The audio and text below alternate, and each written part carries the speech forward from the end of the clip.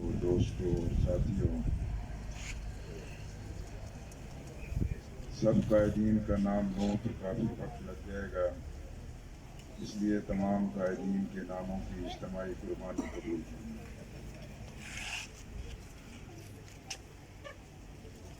میں گزشتہ دنوں بھی ایک ایسی تقریب میں تھا، قرآن کریم کا ایک غیر منقوط ترجمہ ڈاکٹر مصطفیٰ صاحب نے کیا۔ اسی طرح تقریب تھی اور قائدین کی ایک بڑی فہرست تھی۔ میں نے اجتماعی قربانی کے حوالے سے بات کی تو پنجاب یونیورسٹی اسلامک اسٹڈیز کے ڈائریکٹر ڈین ڈاکٹر سعد صدیقی صاحب بھی موجود تھے۔ انہوں نے کہا کہ بلوچ صاحب اجتماعی قربانی بھی قبول ہے، لیکن آج کل تو اجتماعی نکاح بھی ہو رہے ہیں، اس کا کیوں ذکر نہیں کر رہے؟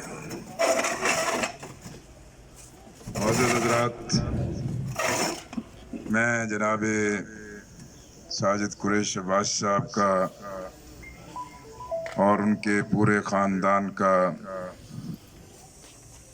دل کی گہرائیوں سے شکریہ بھی ادا کرتا ہوں اور انہیں مبارکباد بھی پیش کرتا ہوں کہ اپنی جائیداد کو اللہ کی رضا کے لیے، عظیم مقاصد کے لیے، قرآن و سنت کی تعلیم کو عام کرنے اور اسے بہتر بنیادوں پر اس کی تبلیغ اور اشاعت کرنے کے لیے یہ جو جگہ وقف کی ہے، انشاءاللہ اس کے بدلے ان کے خاندان کے ہر فرد کو رب کریم اپنی جنتوں میں ضرور ایک عظیم حصہ عطا کرے گا۔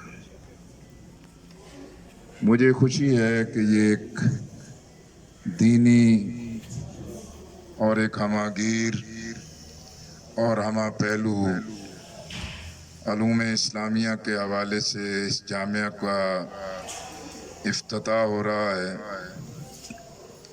اس پر ہم مبارکباد بھی پیش کرتے ہیں۔ 9 کروڑ روپے اس کی لاگت بتائی گئی ہے۔ مہنگائی جس رفتار سے بڑھ رہی ہے اور جس سونامی کے راستوں سے گزر رہی ہے، انشاءاللہ یہ لاگت کچھ اور بھی بڑھ جائے گی، لیکن اللہ نے جن کو یہ عزم دیا ہے، حوصلہ دیا ہے، ایک بامقصد کام کی ہمت دی ہے، اور اللہ کے خزانوں میں اسباب مہیا کرنے میں کوئی کمی نہیں ہوتی، اور انشاءاللہ یہ تمام اسباب بھی مہیا ہوگی۔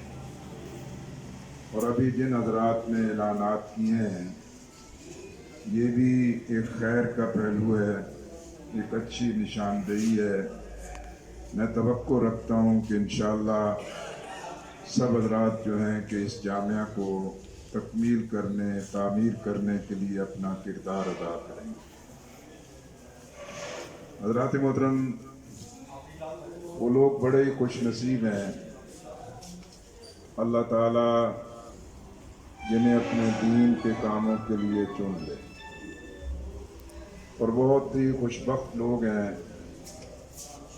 جو اپنی زندگی کی ترجیحات اللہ کے دین کی خدمت، اللہ کے دین کی اقامت اور قرآن و سنت کے نظام کے غلبے کے لیے جدوجہد کرتے ہیں۔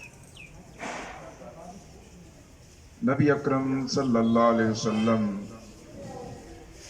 جب مکہ سے ہجرت کرنے پہ مجبور کر دیے گئے تو آپ صلی اللہ علیہ وسلم نے مدینہ منورہ پہنچ کے سب سے پہلا کام مسجد کی تعمیر کا کیا، اور پھر مسجد کی تعمیر کے ساتھ ایک تھڑا، ایک چبوترا اور اس میں ایک جگہ مخصوص کر دی، جانا بھی جاتا ہے، موجود بھی ہے، اور وہ دین کا علم حاصل کرنے والے اس وقت کے صحابہ کرام اور نوجوانوں کے لیے مخصوص تھا۔ اب اس کی بھی اپنی ایک تاریخ ہے کہ صبح میں پڑھنے والے حضرات نے اپنی ساری زندگی وقف کر دی۔ آپ صلی اللہ علیہ وسلم ان کے لیے وسائل کا، کھانے کا اہتمام کرتے، یا مختلف صحابہ کرام رضوان اللہ اجمعین کی ڈیوٹیاں لگتی وہ ان کی خدمت کرتے۔ حضرت ابوبکر صدیق رضی اللہ تعالیٰ عنہ اور اسی طرح صحابہ کرام ان کی خدمت کرتے۔ بسا اوقات کوئی چیز بھی مہیا نہ ہوتی، وہ تعلیم حاصل کرنے کے لیے جن میں ایک جنون تھا، ایک ولولہ تھا، وہ بھوک برداشت کر کے، فاقہ برداشت کر کے نبی اکرم صلی اللہ علیہ وسلم کے اس مقرر کردہ طریقے اور راستے پر انہوں نے اپنے آپ کو قائم رکھا۔ اس لیے یہ جو مسجد کا قیام ہے اور دین کی تعلیم کے لیے مدارس کا قیام ہے، یہ حقیقت میں ہماری پوری تاریخ کے ساتھ جڑا ہوا ہے۔ بر صغیر میں انگریز کی اس بالادستی اور غلامی کے دور میں بھی علماء اٹھے، اللہ نے ان کو ایک صلاحیت عطا کی اور انہوں نے آگے بڑھ کے وہ مدرسہ قائم کیا۔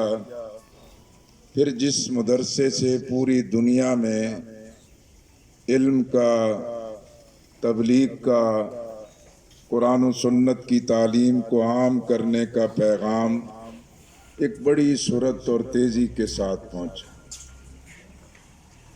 اسی طرح یہ جو مساجد کے اندر بیٹھنا ہے، مدارس کے بھی کہا، آپ صلی اللہ علیہ وسلم نے دریافت کیا کہ وہ بھی نہ آئے جو ان کو لینے گئے، وہ بھی نہیں آئے، خیریت تو ہے، کوئی ان کا پتہ تو کرے۔ تو تیسرے صحابی کی تشریف لے گئے اور وہاں جا کے ان کی اپنی کیفیت تھی یہی ہے۔ بالآخر حضرت